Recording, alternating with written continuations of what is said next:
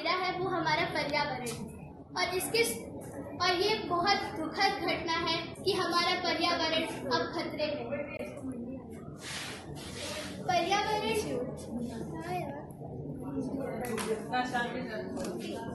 पर्यावरण का शाब्दिक अर्थ बता दिया। तो हमारा पर्यावरण बहुत तरह के उससे प्रदूषित हो रहा है। प्रदूषण के 4 तरह होते हैं। प्रदूषण 4 तरह के होते हैं। पहला जल प्रदूषण, दूसरा ध्वनि प्रदूषण, तीसरा वायु प्रदूषण और चौथा भूमि प्रदूषण। जल प्रदूषण तो सब जानते हैं।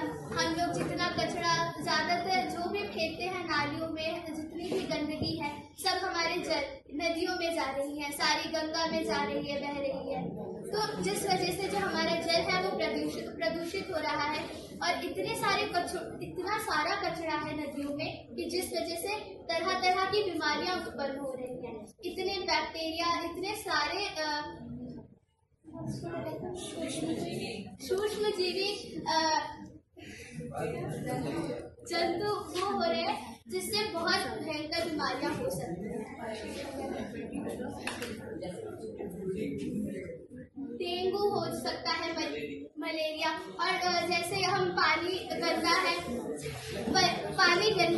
और एक जगह इकट्ठा है, वहाँ पे इतनी गंदगी है, बैक्टीरिया होते हैं जिस वजह से लोगों को बहुत बीमारियां होती है, जैसे कि मलेरिया हो गया, डेंगू हो गया, चिकन पॉक्स हो गए और चिकनगुनिया हो गया और इत्यादि।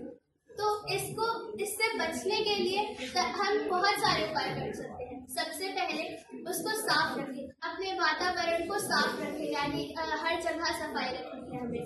और कहीं भी पानी जहाँ इकट्ठा हो रहा है उसे इकट्ठा ना होने दें। और हमेशा जहाँ पे अगर बाल्टी में पानी है तो उसको कभी खुला न रखें, हमेशा उसको बंद कर दें। अब दूसरा आता है हमारा वायु प्रदूषण।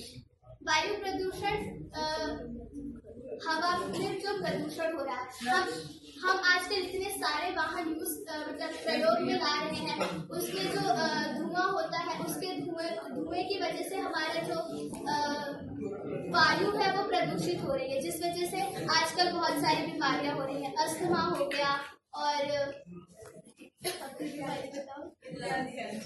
लंग्स में कैंसर हो गया और